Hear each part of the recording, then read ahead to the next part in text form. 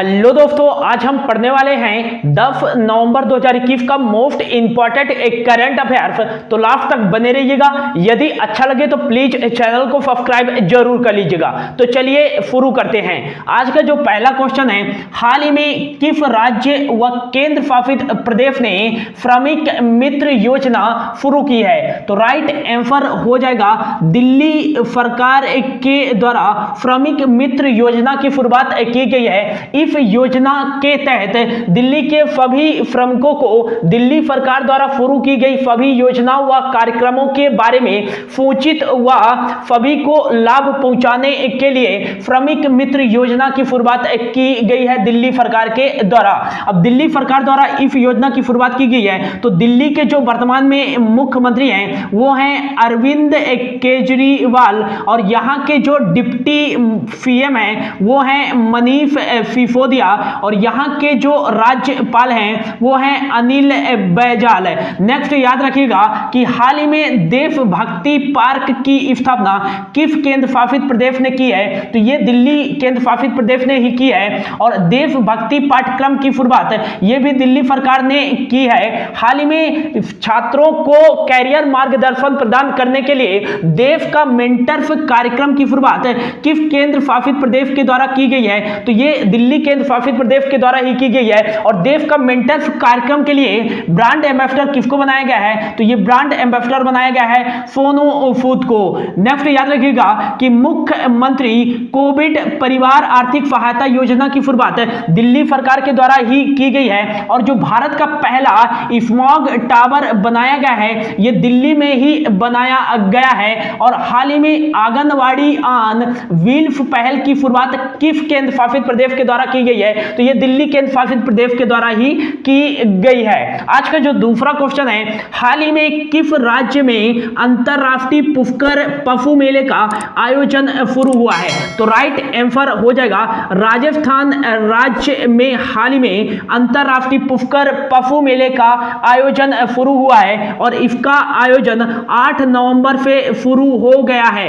इस मेले में 435 पशु एवं 235 ऊंट भाग ले रहे हैं। और इसमें जो कोविड-19 का प्रोटोकॉल है उसके नियम का भी पालन किया जा रहा है। राजस्थान राज्य में इसका आयोजन हो रहा है। तो राजस्थान की जो राजधानी है वो है जयपुर और जयपुर को पिंक सिटी के नाम से भी जाना जाता है। और यहाँ के जो मुख्यमंत्री हैं वो हैं अशोक गहलोत और राजस्थान के जो राज्यपाल हैं वो हैं कलराज मिश्र। हाल ही में किस राज्य के द्वारा किसान ऊर्जा मित्र योजना की शुरुआत की गई है? तो राजस्थान राज्य सरकार के द्वारा किसान ऊर्जा मित्र योजना की शुरुआत की गई है। मुख्यमंत्री अनुप्रति कोचिंग योजना की शुरुआत किस राज्य के द्वारा की गई है? तो मुख्यमंत्री अनुप्रति कोचिंग योजना की शुरुआत राजस्थान राज्य सरकार के द्वारा ही की गई है। और नेक्स्ट याद रखिएगा कि इंदिरा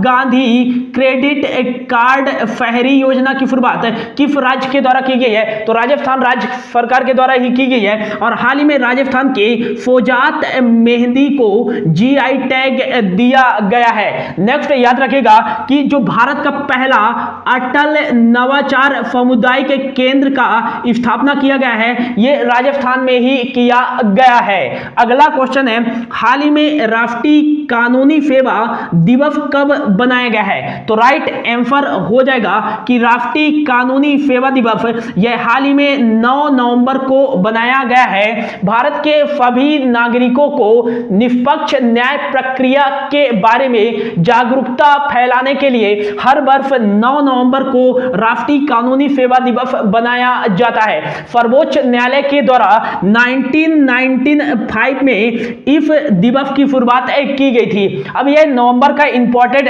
डेट है तो अब तक नवंबर में जो भी इंपॉर्टेंट डेट बनाए गए हैं उनके बारे में देख लेते हैं। तो 1 नवंबर को बनाया गया है मणिपुर राज्य सरकार के द्वारा 73वां जनसंपर्क दिवस। और 1 नवंबर को ही बनाया गया है वर्ल्ड वेगन डे। और नेक्स्ट याद रखिएगा कि 2 नवंबर को कौन सा डे बनाया गया है? तो 2 नवंबर को बनाया गया है राष्ट्रीय आयुर्वेद दिवस।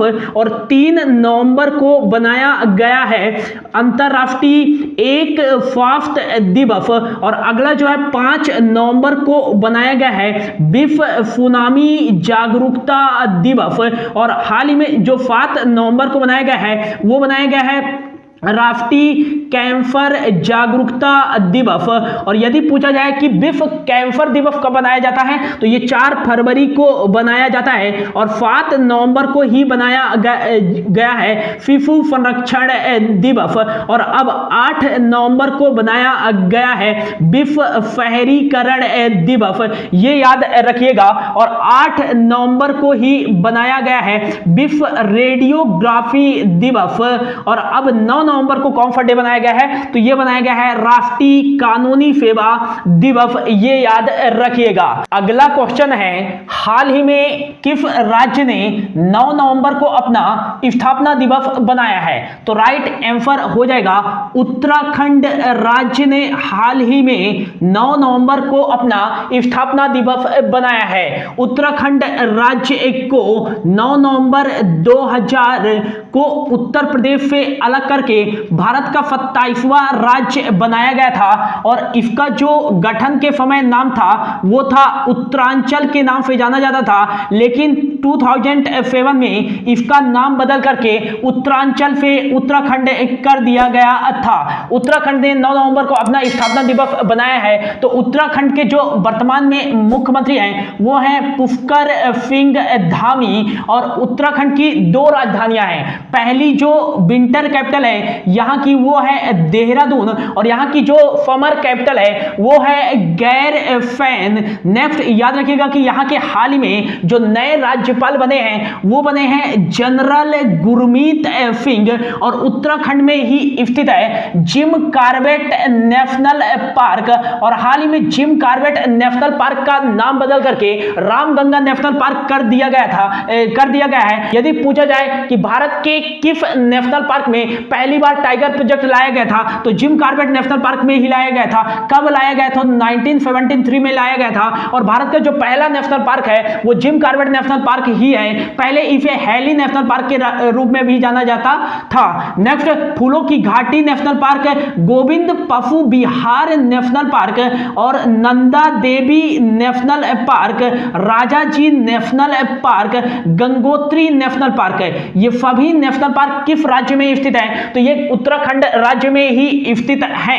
नेक्स्ट याद रखिएगा कि हाल ही में किस राज्य में हरेला महोत्सव बनाया गया है तो ये उत्तराखंड राज्य में ही हरेला महोत्सव बनाया गया है। वात्सल्य योजना की शुरुआत हाल ही में उत्तराखंड राज्य सरकार के द्वारा की गई है। और भारत का जो सबसे ऊंचा हर्बल पार्क बनाया गया है ये कहां बनाया गया है तो ये उत्तराखंड राज्य में ही बनाया गया है 11,000 फीट की ऊंचाई पर। और ये भारत का सबसे ऊंचा हर्बल पार्क है। भारत का जो पहला लाइकेन पार्क स्थापित किया गया है ये उत्तराखंड में ही स्थापित किया गया है। भारत का पहला हिम तेंदुआ संरक्षण केंद्र यह उत्तराखंड में ही स्थापित किया गया है। और नेक्स्ट यदि पूछा जाए कि भारत का पहला क्रिप्टोगेमिक गार्डन कहां स्थापित किया गया है तो यह उत्तराखंड में ही स्थापित किया गया है। और भारत का पहला फॉरेस्ट हीलिंग सेंटर कहां स्थापित किया गया है तो यह उत्तराखंड में ही स्थापित किया गया है। इतना याद रखिएगा उत्तराखंड से। अगला जो क्वेश्चन है 5th नंबर का, हाल ही में पहली राष्ट्रीय योगासन चैंपियनशिप का आयोजन कहां किया जाएगा तो राइट आंसर हो जाएगा जो पहली राष्ट्रीय योगासन चैंपियनशिप का आयोजन किया जाएगा वो किया जाएगा भुवनेश्वर, जो कि उड़ीसा की राजधानी है। और इसका आयोजन 11 नवंबर से लेकर के 13 नवंबर तक किया जाएगा। और इसको कौन आयोजित करेगा तो इसको आयोजित करेगा नेशनल योगा स्पोर्ट फेडरेशन के द्वारा। पहली राष्ट्रीय योगासन चैंपियनशिप का आयोजन भुवनेश्वर में किया जाएगा। भुवनेश्वर को मंदिरों का शहर भी कहा जाता है, ये याद रखिएगा।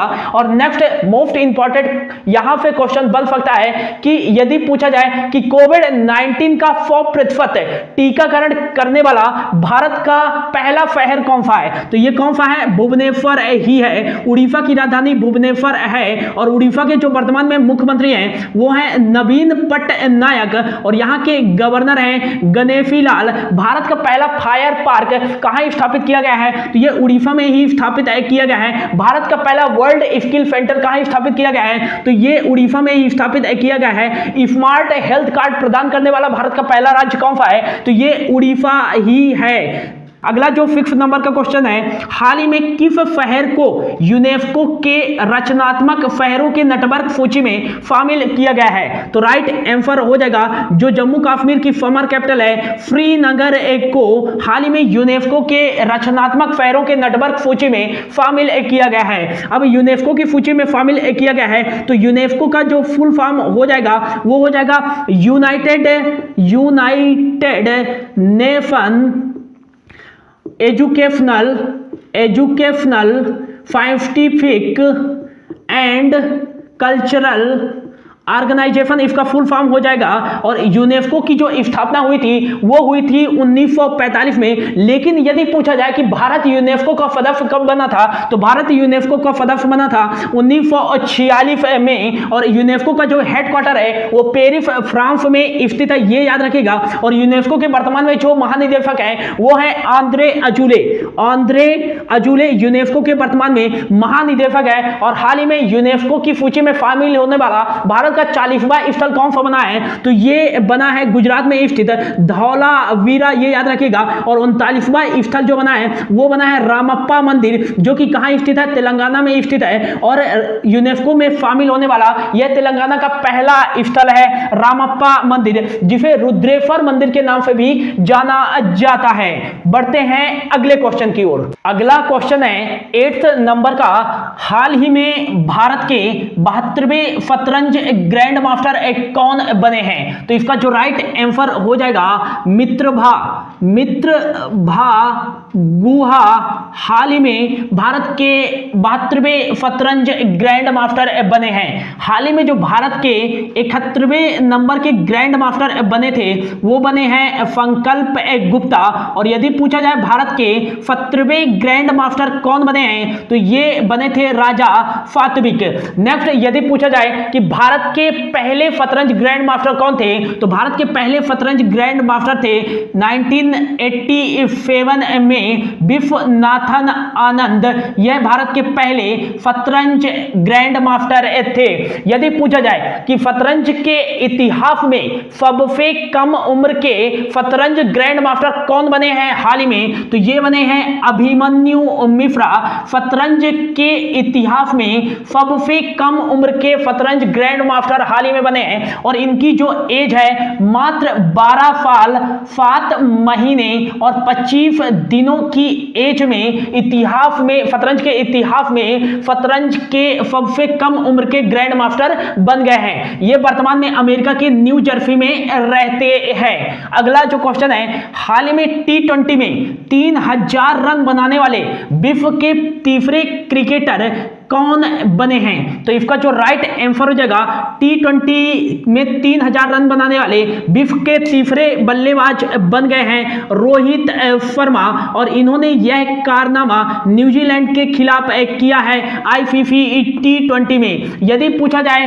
कि T20 में पहले 3000 रन बनाने वाले विश्व के पहले क्रिकेटर कौन बने हैं, तो ये बने थे विराट कोहली, जिनका जो T20 में वो 3227 है। और ये T20 में 3000 रन बनाने वाले विश्व के पहले क्रिकेटर बन गए थे। और दूसरे नंबर पे हैं मार्टिन गप्टिल, जो कि न्यूजीलैंड के बल्लेबाज हैं, और इनका जो रन है वो है 3115।